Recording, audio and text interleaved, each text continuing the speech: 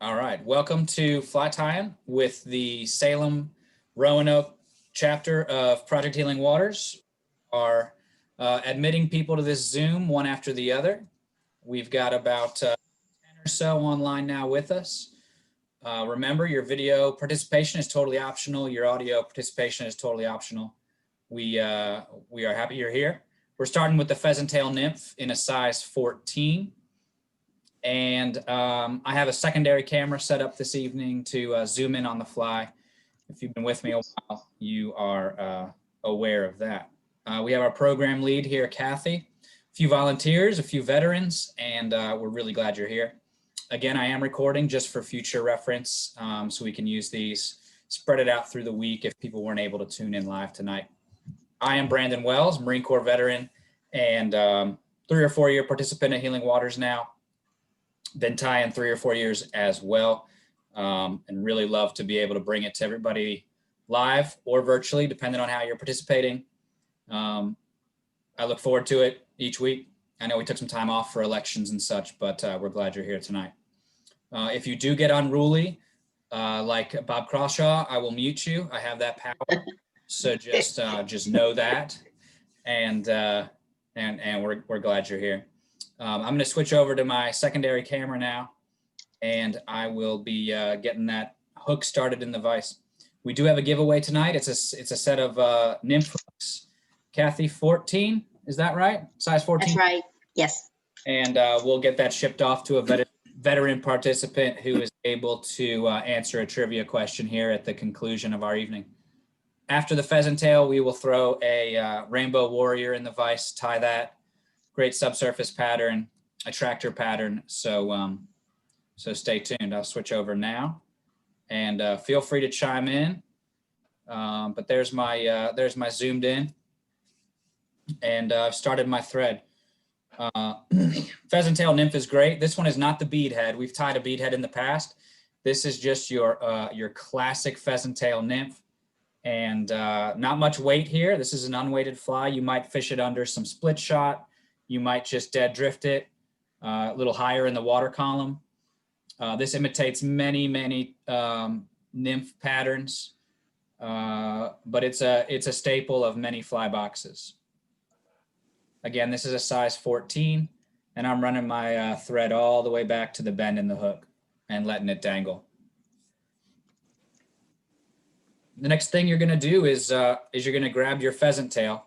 So typically comes in a slice like this. If you signed up for the packets from our amazing program lead, Kathy, then you have a perfectly portioned little section like this for your pheasant tail. And I'm going to pull off some of these now to use for our tail. I'm going to pull off maybe 3. And I'm going to take just the tips here, organize them length of the hook. Switch hands, lay them down, and tie them in right there. If you find they want to roll on you, that's all right. Just kind of work with it, pull up a bit, and they'll flatten out nicely. Run that thread back to the bend in the hook, snip your excess, and we will tie in our ribbing. Some tyers like to use that portion all over again of the partridge. Nope. Of the pheasant tail, but I don't like to do that. I like to tie in a fresh slice after I'm finished with my tail. Should look something like that. All right, next, Kathy included some very fine wire, brass it appears, and I'm going to take about 4 inches of that just for ease of use. Slice that off. This wire isn't going to do much to add weight, but it is going to add that segmentation, which will give the abdomen and thorax of this thing a little bit more of a buggy look.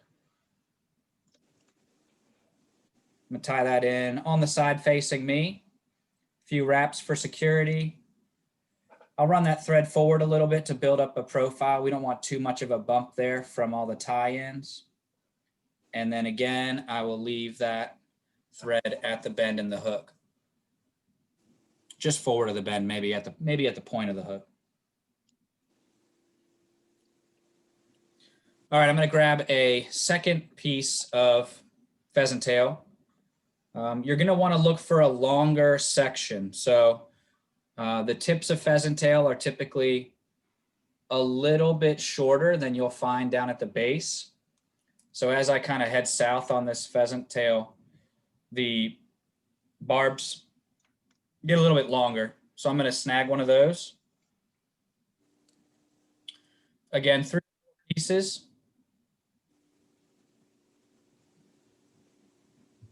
I'm going to organize those real well. And I like to tie them in at the tip. I'll usually square off my tips because they can be a little fragile on the ends. I will lay them on top and tie them in securely and then run my thread forward. I want you to run your thread forward about 2/3 and stop.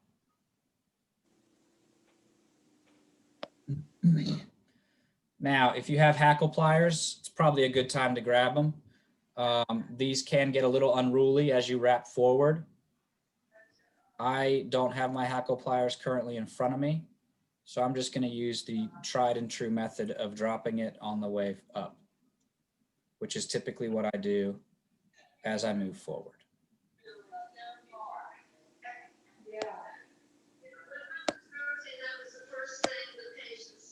All right, as you can see there, I've worked it forward, and you're going to capture those, do a couple wraps for security purposes.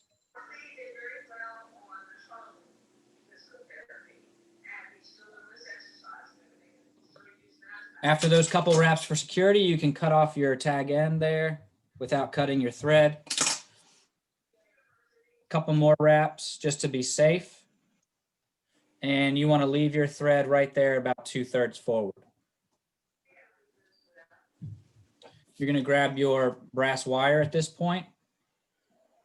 And any true tire will tell you that you wrap the opposite direction that you just wrapped your pheasant tail.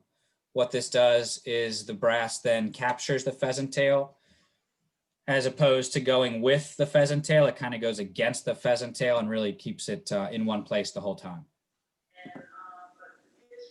So since I wrapped the pheasant tail toward me, I'm going to wrap this brass away from me.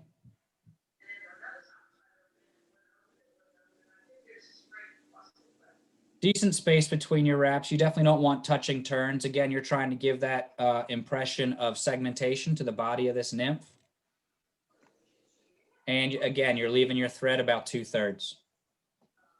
Helicopter that brass off. Eventually.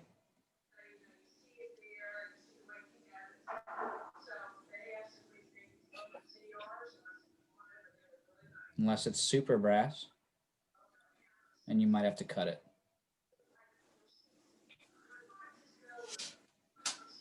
Might be gold. Kathy, did you send me gold thread instead of brass thread?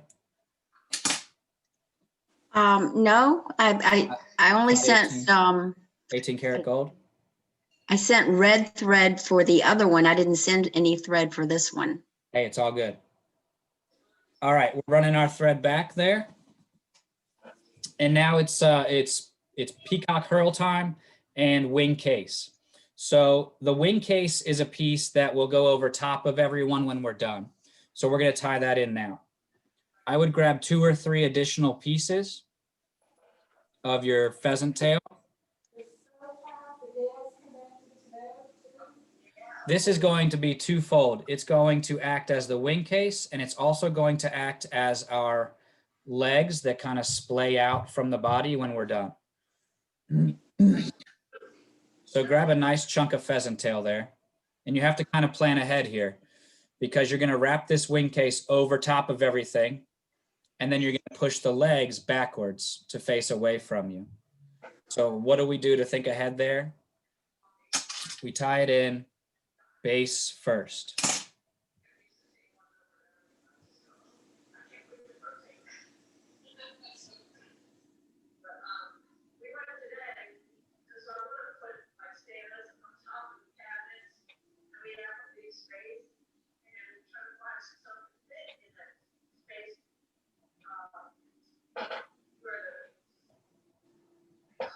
It'll take a few trials because these legs are going to go forward with your wing case.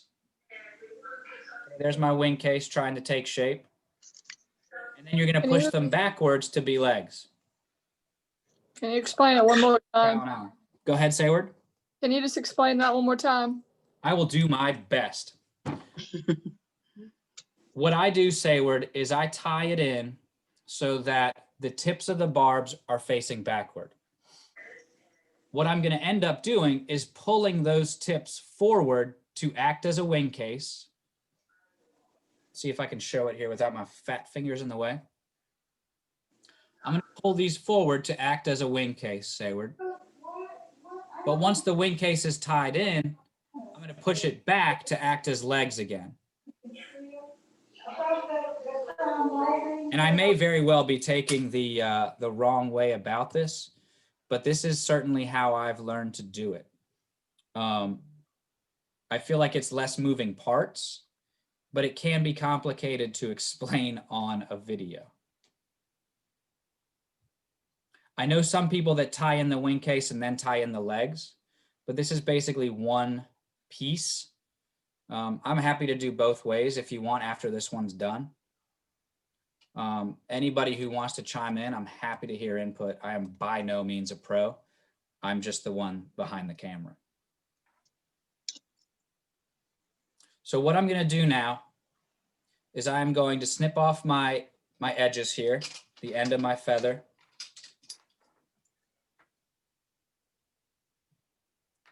And I'm going to tie in my peacock herl. On a fly this small, you're going to want to go pretty light on the herl. On a size 14, it's going to build up pretty quickly. I'm going to maybe use 2 slices of herl max on a fly in a size 14. I trim off the ends, the white tips there, just for a cleaner tie-in.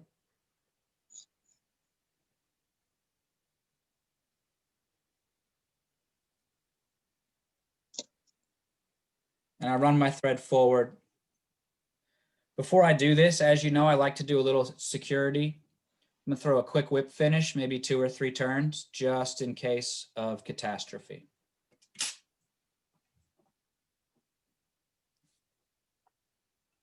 All right, now grab your herl and wrap forward. This is gonna give your fly that nice thorax. And after 2 or 3 turns, close it off with your thread.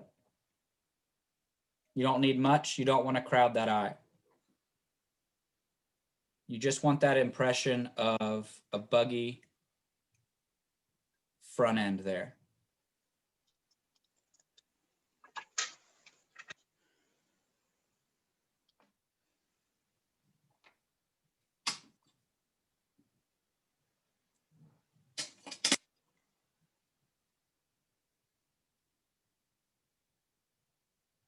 All right, now the fun part. Let's bring that wing case forward. You're going to grab all your leftover items there and bring them forward right on top of your peacock herl. And you're going to capture that with your thread.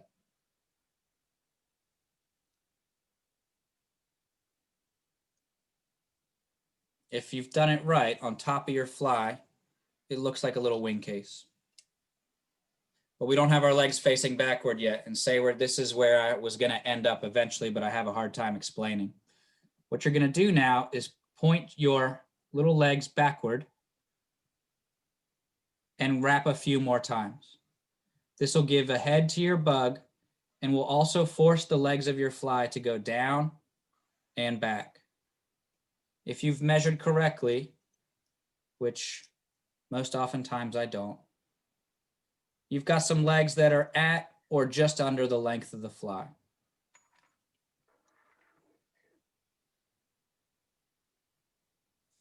Who'd I lose?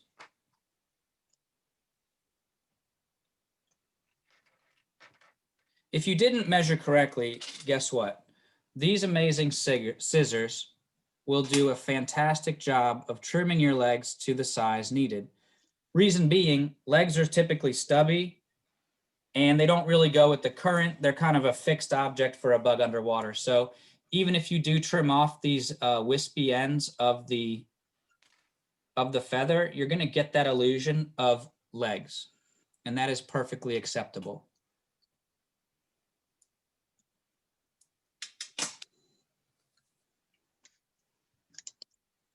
This is the completion of this fly. Whip finish your head, and if you're fancy like me, you've gotten a hold of some of that Solar Res epoxy resin, and the UV will set a nice little dab on top of the wing case. You can include that in your threads for your whip finish, and this fly will be fairly well secured. Nice whip finish there. Trim your thread. Take my Solar Res.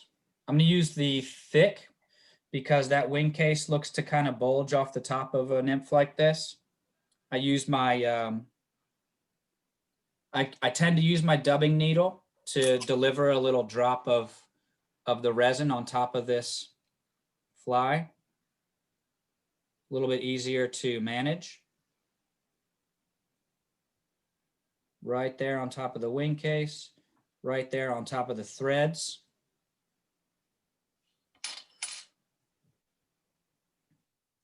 Hit it with the light.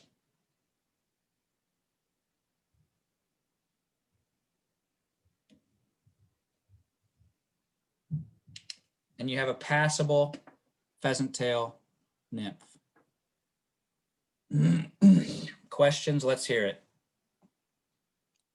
Here's mine. Can you see mine? I can, Kathy. It's perfect. It'll catch a fish, right? That's right. Or it'll be enough to tell a story that you caught a fish. Yes. A lie, tell a lie. Right. Fly tires and pathological liars. Mhm. All right, who's got feedback? Cindy, you're oddly silent. It's very disconcerting. Oh, no, I'm just thinking you make it look so darn easy. No, I just think on my feet.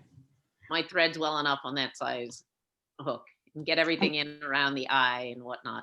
Practice, practice, practice, practice. Yeah, you just got to keep forcing your thread kind of south from the eye. It's a hard habit to break. You just want to keep progressing forward, but you've really got to just keep telling yourself to head You back. get your Bend. shape of the head so nice and evenly tapered and all the rest. It'll come. All right, so I'm going to transition to the Rainbow Warrior. If there's no further comments or concerns, I will drop this one out of the vise here, and we'll get the Rainbow Warrior up.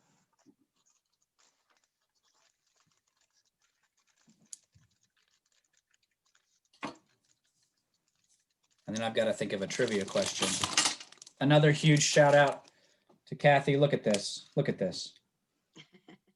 So organized, so helpful, shows up in the mail like clockwork. Thank you, thank you, thank you.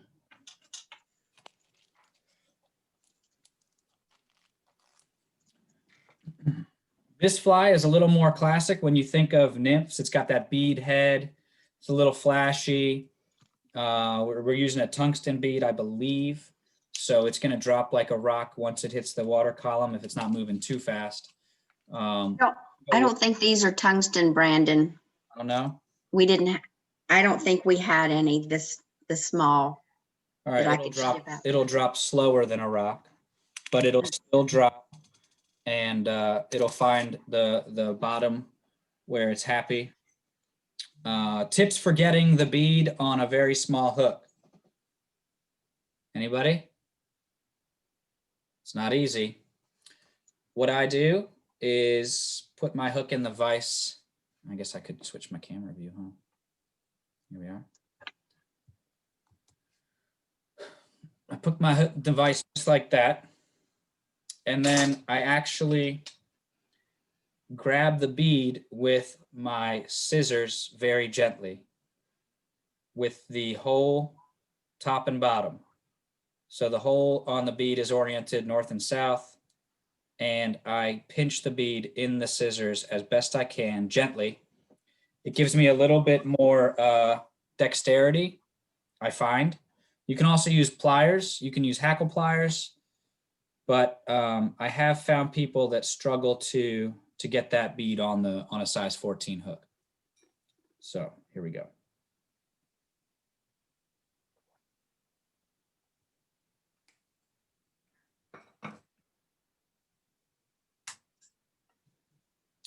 Remember, when you're threading the bead, you want the small hole first.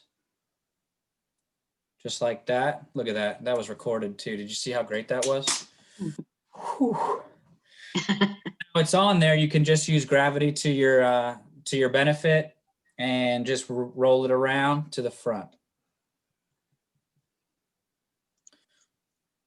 All right, that's where we want to be. The Rainbow Warriors ingredients are some opal or holographic tinsel, some dubbing that is just multicolored. We'll be doing a less is more approach for the dubbing tonight. Some more pheasant tail for just the tail end of this fly. And that's it. So a pretty simple fly as far as recipe goes. The thread I'm using is red. So I'm going to switch out my bobbin here. I've only got a couple bobbins. Building my collection of bobbins slowly but surely. So Brandon, is this a good brook trout fly? I would say yes, Kathy. I think in this case, you're definitely smaller is going to be better. They're pretty savvy when they see a monster nymph flying by that's just not appealing to them. I wouldn't go much above a 14 for a nymph like this. Okay. I think presented correctly in a 14 or 16, getting down there in the water column towards the bottom of your hole, you're going to have success. Okay. Start my red thread here, run it back a few turns, and trim off my tag.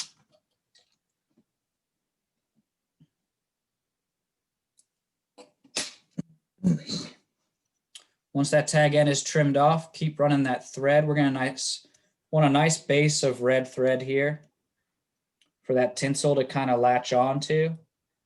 And I'm going to run this thread through the bend, pretty far past the bend in the hook. You can probably see that fairly well. You can see that I went a little bit past the bend in the hook there. And I'm going to run it forward and then I'll run it back again just to get that nice thread base down, because we're going to tie in our pheasant tail next. Remember, try to keep your bobbin real tight to the hook shank. That'll lessen the chances of snapping that thread on the hook point. So the tighter you can keep this thing to the shank of the hook, you really lessen your chances of hitting anything sharp, snapping off, muttering an expletive, and regretting your words when you're recorded on Zoom. All right, I'm going to pull off 3 or 4 slices for my tail of pheasant tail, and I want those nice tips there. The tail on this, I'm going to say, is even shorter than the pheasant tail nymph that we tied a moment ago. So I would like a tail that is perhaps 3/4 the shank, or what you just covered with your thread.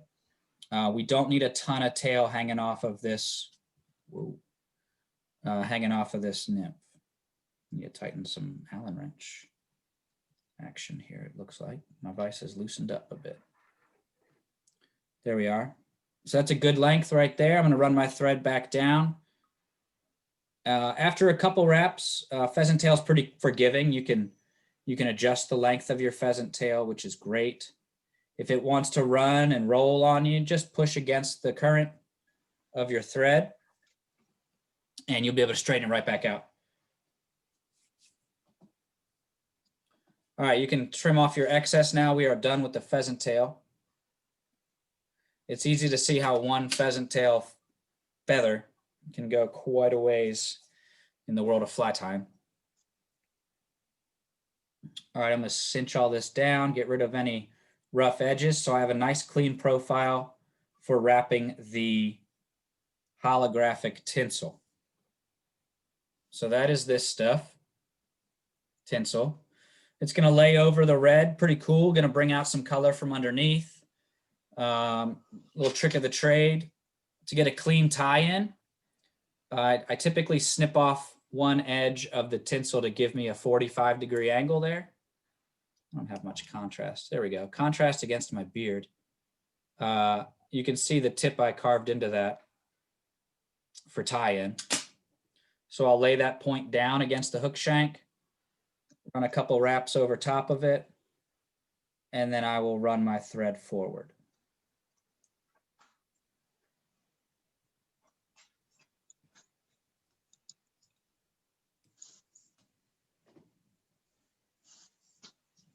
All right, once that thread is run forward, you can begin wrapping your tinsel around your hook shank. You're gonna wanna put a little bit of pressure on tinsel. It tends to want to kind of bunch up. So a little pressure kind of stretches it and it behaves a little bit better. Not a whole lot better, but a little bit better. Unless you pull too hard, then you have a catastrophic failure of your tinsel and you have to go all the way back to the beginning. I demonstrated that for you tonight as a learning experience. It was completely intentional, and I just like to pass that knowledge forward. So Rosie's laughing at you. Thanks for the do's and don'ts. Yeah, no problem. It's a full service instructional video. We're gonna go right back. Laughing with, not at. Come on. Thank you, thank you, thank you. We're gonna go right back to that tie-in point. We're gonna tie in that 45-degree angle again. We have a bloopers reel, right, Kathy? We're working on that. A what? A bloopers reel? A bloopers reel. Yeah, with the bloopers from fly tying, where we We need to, don't we? should. All right, let's try this again. Uh-oh, I just messed up. All right, we're running forward again, not pulling as hard.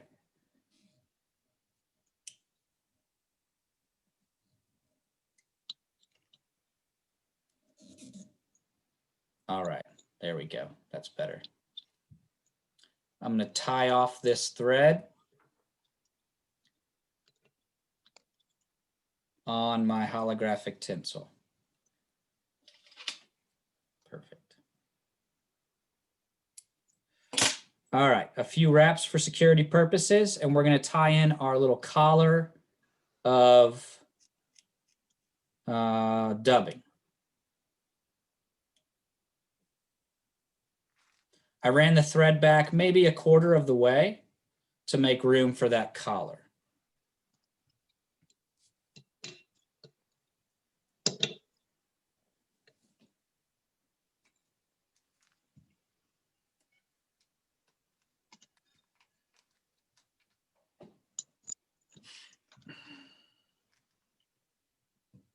A little better.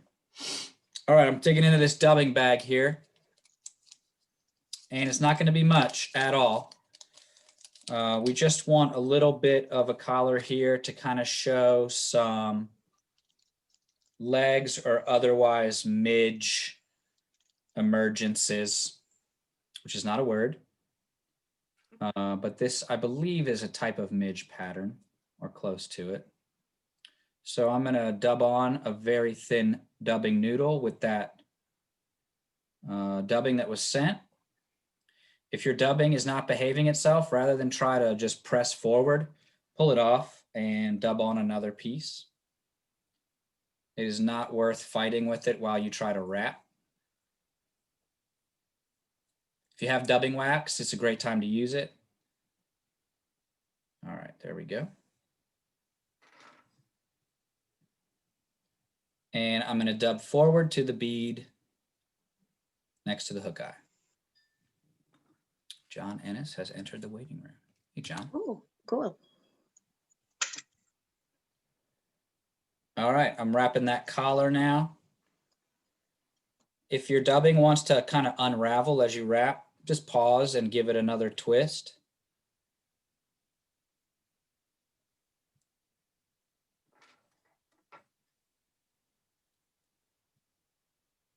And you're going to want to finish right there at the bead. Hey, John, welcome. Once you get a few wraps there at the bead, right behind the bead, you can whip finish.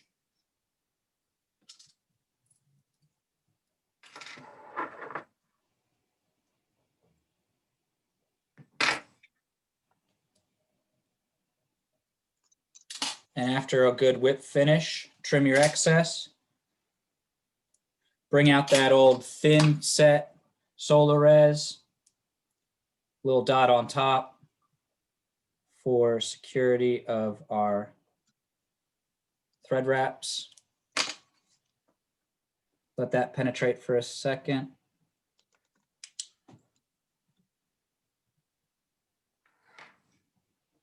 Or hard as nails. Or hard as nails. Yep.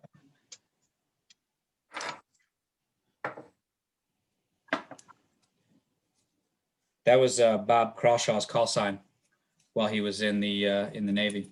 Hard as nails. Little fun fact Why there. why is he laughing? And that is your rainbow warrior. You're a bugger. Yes, sir. Yes, sir. Got to get him in while I can, when I can mute him. Legends are legends, right? That's right. All right, so Rainbow Warrior and Pheasant Tail Nymph. Not a bad go of it here. Any questions? Questions at all? Questions abound. Well, the girls have a new secret brook trout stream that we're trying on Thursday. And we're You not should share telling, it. You should share the name of it. we're not telling the guys. Oh, We never okay, do. that's fine. And what exactly is the distance from Roanoke of that place? Can you tell us that? What do you think, Becky? Oh, she's muted. She'll come up here in a second. I can ask her to unmute. There Hey, you go. Brandon, don't feel too badly. They didn't invite me to come join them either. So. Oh, boy. Come join Cindy, us. you can Cindy. come.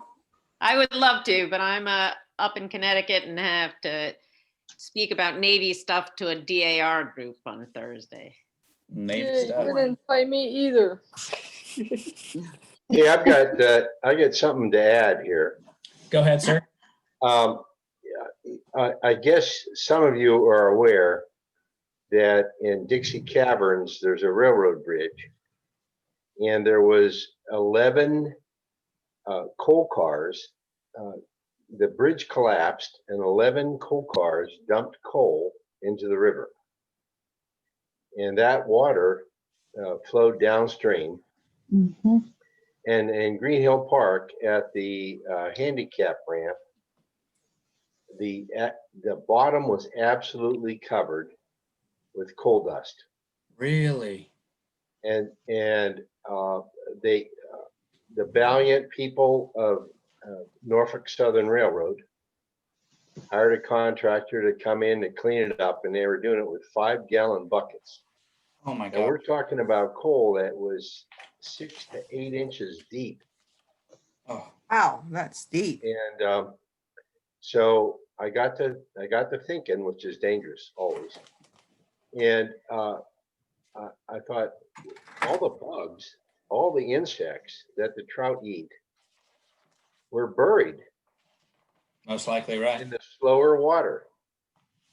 So I went up into the faster water and tied on the patterns for the insects that you would expect in the faster water, like hydropsyche, caddis larva, and man, I was doing great. I mean, the fish had moved to where the food was. Oh, wow. Oh, So the the fly you want to tie for Green Hill Park is a hydropsych. It's a net spinning caddis. It's spelled HYDROPSYCHE, hydropsych. Common name is net spinning caddis. And of course, it's the fall, so you go small in the fall. So you want to tie 14, 16-inch or 60 hook size, and fish in the faster water and get it down, get it way down. I was surprised. I was really surprised. It took me a while to figure it out, but you recall the handicap ramp there at Green Hill Park? The bottom was literally covered Hmm. with 4 to 8 inches of coal dust. And so there's not an insect alive. So where are the trout going to go to feed? They're going to go to where the food is, which was up in the faster water. Bob, do you think that big rain we had might have washed some of that out? I hope so, Rosie. I really hope so. I'm skeptical because I think what happened was it washed more down from Dixie Caverns. they were doing they were cleaning along Colorado Street today. Oh There's a my! Colorado Bridge. They were doing what you were talking about, where they so it must have moved even that far. Oh my! It's terrible because that Felt sulfur. You know, I grew up in central Pennsylvania with a lot of deep mines, and those deep mines it was anthracite, but this is bituminous, and it's very high sulfur content. Hmm. And as it out into the water, it creates sulfuric acid, Hmm. which drops the pH dramatically. Mm. When it drops the pH, the fish will die, the food will die, and then the fish will die. And it's really sad what's happened.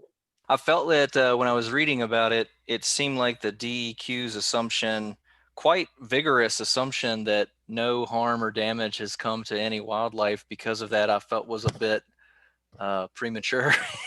Yeah. But they seem I don't know if they've gotten a hint from Norfolk Southern or something. They seemed pretty vested in communicating that, absolutely no wildlife quality issues were detected. And I'm like, wow, that was quick. I mean, that's Oh been yeah, a hard Mark. thing. Mark, that is spot on, man. Because these goobers,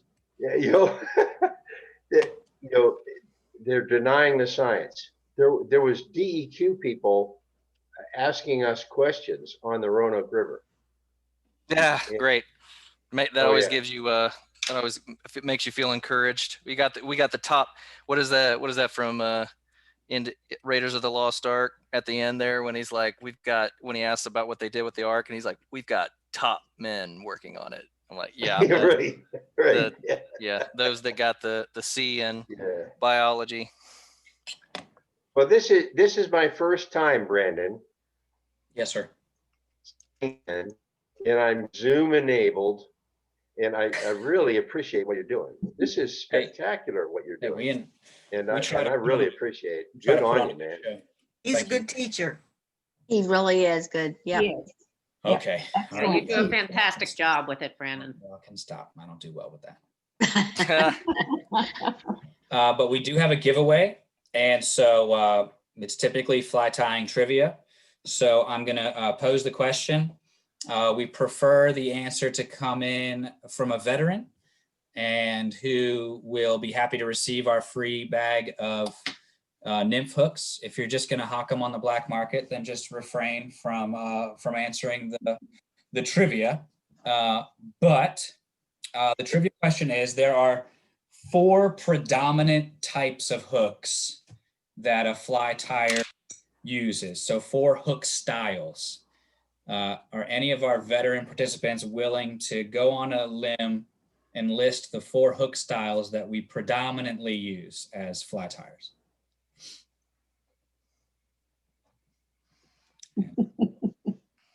Would Rusty be one of them? Rusty is not one, but applies to all.